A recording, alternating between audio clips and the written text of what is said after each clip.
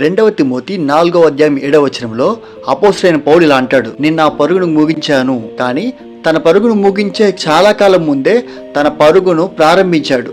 ఆ పరుగు ఆయన రక్షించబడిన రోజు ప్రారంభమైంది.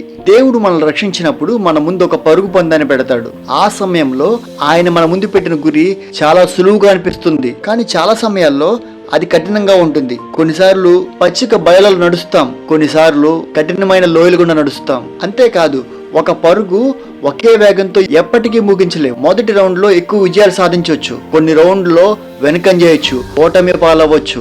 ముందు వరుసలో ఉన్నప్పుడు కొంత ఆనందం ఉంటుంది, వరుసలో వెనక్కి వెళ్ళినప్పుడు లోతైన దుఃఖాలను ఎదుర్కోవచ్చు. 37వ కీర్తనలో దావీదు దేవునికి కమిట్ అయి ఉండడం గురించి మాట్లాడతాడు. వారి మార్గం యెహోవాచే ఆజ్ఞాపించబడుతుంది. మనం పరిగెట్టేటప్పుడు పొరపాట్లు చేయొచ్చు, దుమ్ములో పడిపోయినా, దారి కనపడకపోయినా, మొత్తం ప్రయాణంలో దేవుడు మన చెయ్యి పట్టుకునే ఉన్నాడు.